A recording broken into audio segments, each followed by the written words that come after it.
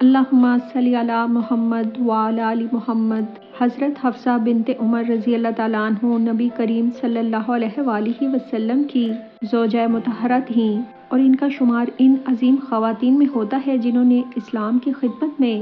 نمایاں کردار ادا کیا۔ ان کے والد حضرت عمر بن خطاب رضی اللہ تعالیٰ عنہ تھے جو اسلام کے دوسرے خلیفہ تھے۔ حضرت حفصہ رضی اللہ تعالیٰ عنہ نہایت عبادت گزار، زاہدہ اور قرآن کی حافظہ تھیں۔ حضرت حفصہ رضی اللہ تعالیٰ عنہ کے پہلے شوہر حضرت انیس بن حذافہ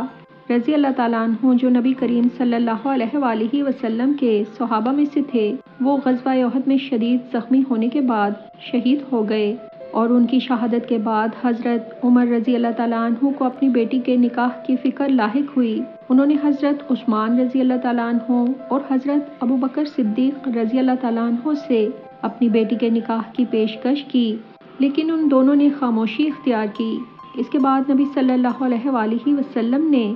حضرت عمر رضی اللہ تعالیٰ عنہ کو تسلی دی اور فرمایا کہ حفصہ سے میں نکاح کروں گا اور عثمان کسی اور سے نکاح کریں گے۔ چنانچہ رسول صلی اللہ علیہ وآلہ وسلم نے حضرت حفصہ رضی اللہ تعالیٰ عنہ سے نکاح فرمایا اور آپ صلی اللہ علیہ وآلہ وسلم کی ازواج مطہرات میں شامل ہو گئیں۔ نبی کریم صلی اللہ علیہ وآلہ وسلم کی ازواج مطہرات کے درمیان انسانی جذبات اور کبھی کبھار حسد کے معاملات پیش آتے تھے جو ان کی فطری انسانیت کا حصہ تھے۔ ان واقعات میں سے ایک اہم واقعہ حضرت حفصہ رضی اللہ تعالیٰ عنہ سے منسلک ہے جو طلاق کے ارادے کا سبب بنا۔ ایک موقع پر نبی صلی اللہ علیہ وآلہ وسلم ام المؤمنین حضرت زینب رضی اللہ تعالیٰ عنہ کے گھر تشریف لے جایا کرتے تھے جہاں وہ شہد نوش فرمایا کرتے تھے۔ ام المؤمنین حضرت عائشہ رضی اللہ تعالیٰ عنہ اور ام المؤمنین حضرت حفصہ رضی اللہ تعالیٰ عنہ کو اس بات پر کچھ غیرت محسوس ہوئی تو دونوں نے مشورہ کیا کہ جب رسول صلی اللہ علیہ وآلہ وسلم ان کے پاس آئیں تو یہ کہا جائے کہ یا رسول اللہ صلی اللہ علیہ وآلہ وسلم، کیا آپ نے مغافیر کھایا ہے؟ کیونکہ آپ کے منہ سے اس کی بو آ رہی ہے۔ دراصل مغافیر ایک درخت کا گوند ہے جس کی بو قدرے ناگوار ہوتی ہے۔ جب رسول پاک صلی اللہ علیہ وآلہ وسلم حضرت حفصہ رضی اللہ تعالیٰ عنہ کے پاس تشریف لائے تو انہوں نے یہی کہا۔ آپ صلی اللہ علیہ وآلہ وسلم نے فرمایا کہ میں نے مغافیر نہیں کھایا بلکہ میں نے زینب کے گھر شہد پیا ہے، لیکن اب میں اسے پینا ترک کر دیتا ہوں۔ یہ بات نبی صلی اللہ علیہ وآلہ وسلم نے اپنی ازواج کی دلجوئی کے لیے فرمائی تھی، لیکن اللہ تعالیٰ نے سورہ تحریم کے ذریعے نبی پاک صلی اللہ علیہ وآلہ وسلم کی رہنمائی فرمائی اور سورہ تحریم میں نبی پاک صلی اللہ علیہ وآلہ وسلم کو مخاطب کرتے ہوئے ارشاد فرمایا کہ اے نبی، آپ کیوں اس چیز کو حرام کرتے ہیں جو اللہ تعالیٰ نے آپ کے لیے حلال کی ہے؟ آپ اپنی بیویوں کی رضامندی چاہتے ہیں اور اللہ بخشنے والا اور رحم کرنے والا ہے۔ یہ آیت اس بات کا اعلان تھی کہ نبی صلی اللہ علیہ وآلہ وسلم پر ان کے ازواج کی مرضی کے لیے حلال چیز کو حرام کرنا لازم نہیں ہے۔ اللہ تعالیٰ نے نبی کریم صلی اللہ علیہ وآلہ وسلم کو اس بات پر تنبیہ فرمائی اور اس مسئلے کو حل کر دیا۔ اس کے بعد ایک اور واقعہ بھی پیش آیا جس میں نبی کریم صلی اللہ علیہ وآلہ وسلم نے حضرت حفصہ رضی اللہ تعالیٰ عنہ کو ایک راز کی بات بتائی اور انہیں تاکید کی کہ وہ اسے کسی سے نہ بتائیں، لیکن حضرت حفصہ رضی اللہ تعالیٰ عنہ نے یہ بات حضرت عائشہ رضی اللہ تعالیٰ عنہ کو بتا دی۔ آگے بڑھنے سے پہلے اگر آپ کو ہماری ویڈیو پسند آتی ہیں تو چینل کو سبسکرائب کریں، ویڈیو کو لائک اور شیئر ضرور کریں۔ اللہ پاک آپ کا حامی و ناصر ہو، آمین۔ جب یہ بات نبی صلی اللہ علیہ وآلہ وسلم کو معلوم ہوئی تو آپ صلی اللہ علیہ وآلہ وسلم کو رنج پہنچا اور آپ صلی اللہ علیہ وآلہ وسلم نے حضرت حفصہ رضی اللہ تعالیٰ عنہ سے کچھ وقت کے لیے علیحدگی اختیار کرنے کا فیصلہ کیا۔ سورہ تحریم میں اس کا ذکر ہے اور جب نبی صلی اللہ علیہ وآلہ وسلم نے اپنی ایک بیوی سے ایک بات چھپ کر کہی تو جب اس نے اسے بتا دیا اور اللہ نے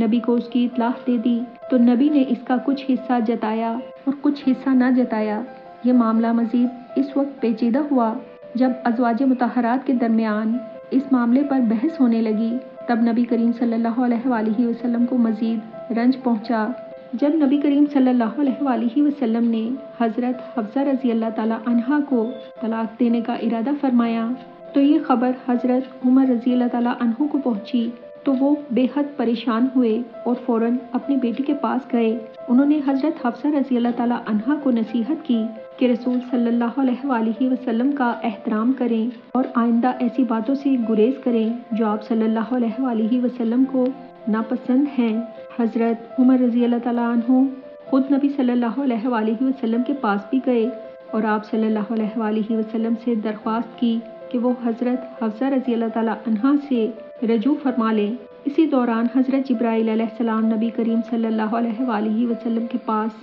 تشریف لائے اور اللہ تعالیٰ کا پیغام پہنچایا کہ اللہ تعالیٰ فرماتا ہے کہ حفصہ رضی اللہ تعالیٰ عنہا سے رجوع کریں کیونکہ وہ بہت زیادہ روزہ رکھنے والی اور عبادت گزار خاتون ہیں اور وہ جنت میں آپ صلی اللہ علیہ وآلہ وسلم کی زوجہ ہوں گی۔ نبی کریم صلی اللہ علیہ وآلہ وسلم نے اللہ کی رہنمائی پر عمل کرتے ہوئے حضرت حفصہ رضی اللہ تعالیٰ عنہا سے رجوع فرمایا اور ان کے ساتھ اپنی ازدواجی زندگی بحال رکھی۔ اس واقعے سے ہمیں یہ سبق ملتا ہے کہ نبی کریم صلی اللہ علیہ وآلہ وسلم کی زندگی میں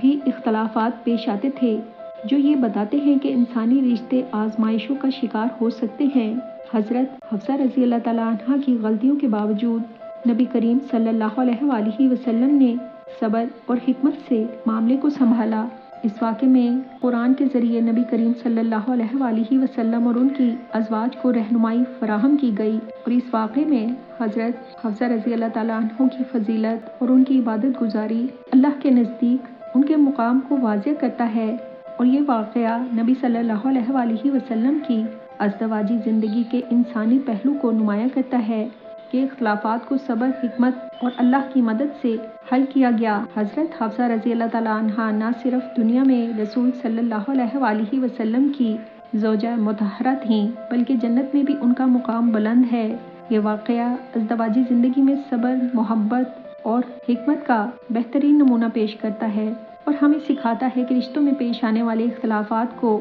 اللہ کی رہنمائی سے حل کیا جا سکتا ہے۔